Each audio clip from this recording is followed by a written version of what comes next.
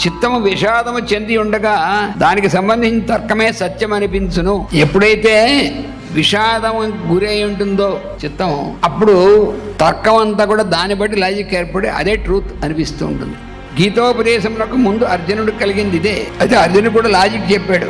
ఆ లాజిక్ మనం నిజంగా చదివితే నిజమే కదా అనిపిస్తుంది మనకు కూడా.